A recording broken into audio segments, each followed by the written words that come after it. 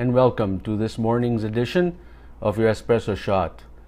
Let us begin by placing our awareness in the area of the heart, just like we do each week, taking slow, deep breaths and experiencing these breaths flowing in and out of our hearts.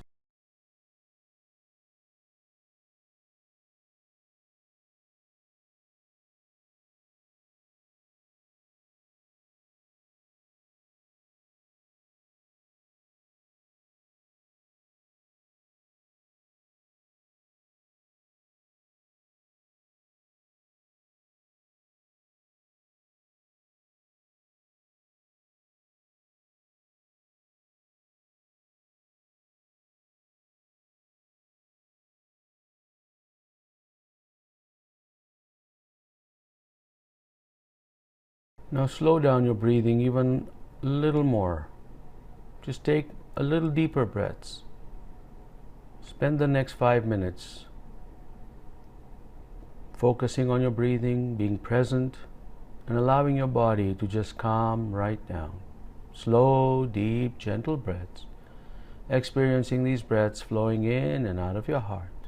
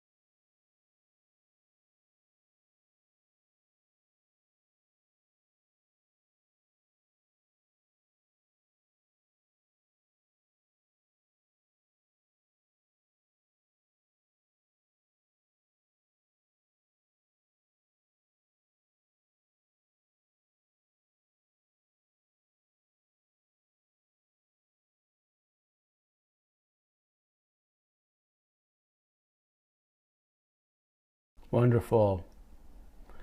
Thank you so much for joining me this morning. And now for the I didn't know that moment. And Today's topic is very interesting to me, at least. It's called the Kettle Principle. Now, the reason this is called the Kettle Principle will become apparent very soon here. When we think about unwanted emotions, experiencing unwanted emotions, we think about when we get angry, we're normally conditioned to suppress that anger and not to show it outwardly in public. And of course, in many cases, that's the right approach, is you do not want to lose your cool in public. But the important thing to remember on this is that when somebody's angry, it's actually a higher vibration than if somebody's depressed. So if somebody's depressed or sad, they need to go through anger, because it's going from depression or sadness to compassion and joy is a very difficult move to make directly. Generally, human beings, it's possible perhaps, generally human beings go through the various different emotions of depression, sadness, acceptance, anger, or anger and then acceptance, and then perhaps calmness, and then a release, and then a little bit of ease, and then a bit of joy, and a bit of feeling better. And you may have gone through it yourself, or you may have seen somebody go through it. The idea here is it's okay to get angry. It's okay to be frustrated. It's okay to have unwanted emotions. We're only human beings. And so it's okay to have all these emotions. The key is not to get stuck in any one of those emotions. If you want to get stuck in an emotion, get stuck in the emotion of joy, of gratitude. But you have to have anger in order to move through to get to that other side where you have more positive, joyous experiences. I have a friend who happens to be a Hay House author who lives not too far from me here. And she tells me this story, and I always remember this story, and I share it with everybody else. What she says is that her and her friend have this code that they talk to each other about. So when she is on her way to her friend's house to visit, she calls her friend and says, "I'm coming over, put the kettle on for the tea." And the friend says, "Should I put the kettle on now, or should I wait until you get here and then I'll put the kettle on?" And if she says that put the kettle on now, that means that she doesn't want to vent. She's feeling just like a visit. But if she says, "Wait until I get there to put the kettle on," that's actually code to say, "I'm about to vent, and I'd like to vent in your safe space." The idea here is that when she gets to her friend's place, and if she says, "Wait till I get to your place to put the kettle on," when she gets to her friend's place, the friend puts the kettle on and says, "Okay, go." And my friend will start unloading anger, depression, sadness, frustration, all of that. However, when the whistle blows, she stops. She says, "Okay, I'm done." That's her way of making sure that she doesn't stay in the anger mode for a long time, because staying in the anger mode for a long time, if you've been with me taking these sessions, you know that creates a lot of health issues, chronic health conditions, if you do not go through that and move into that state of calm. Human beings are conditioned or addicted to these emotions of anger. Sometimes we want to stay angry at somebody. So apply the Kettle Principle for yourself, or use your smartphone, and put the timer on. But spend a couple of minutes feeling angry and not feeling bad about feeling angry. The worst thing you can do for yourself is to deny that anger, deny that emotion, get frustrated, and then become sad. Because what you're doing is you're lowering your vibration to that level. You want to increase your vibration, and anger is better than sadness, because it means that you are ready to take on something. I've had profound changes in my ability to shed baggage by becoming more passionate, and the road to being passionate is through anger. I hope this has helped a bit, and if you have any questions about this, we can tackle that in the next segment, after the next segment. So let us place awareness in the area of the heart.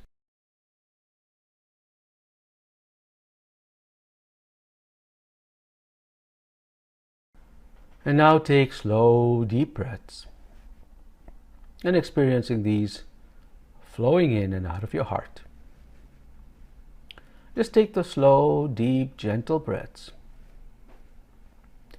breathing in and out of your heart very slowly, very gently, very deeply. And now bring forth an emotion that puts you on that joyous side, that allows you to feel gratitude, that makes you feel elevated. Experience this as if it's happening now, and let your body experience the emotions.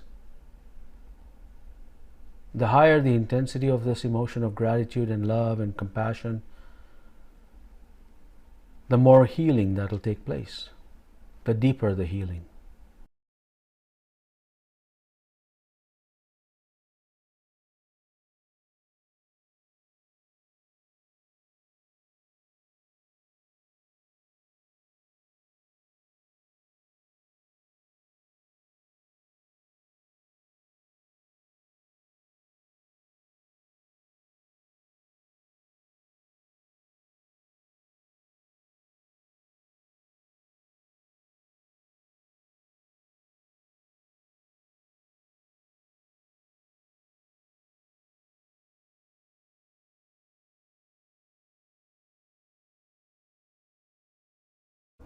And now give your body permission to experience a more elevated version of these emotions. Just give your body permission to experience more gratitude, more joy. Just ask your body to open up. Keep your awareness in the area of the heart and imagine these emotions flowing in and out of your heart as you take these slow, deep breaths.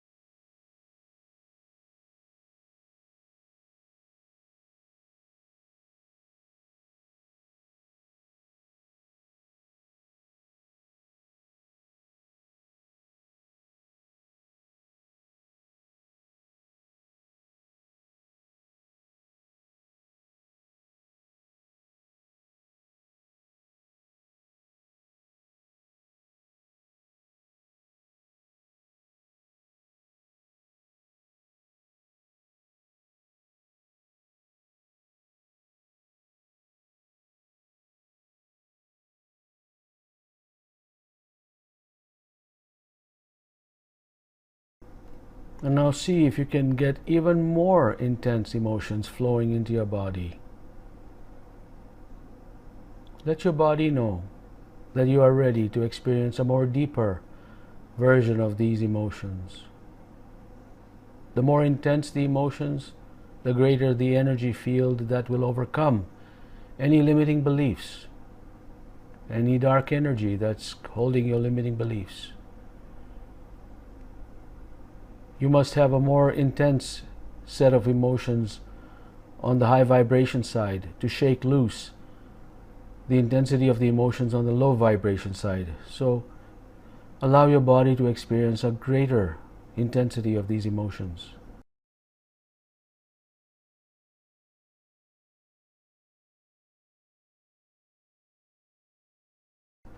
Wonderful. Thank you so much for joining me this morning and sharing with me your time, your very valuable time.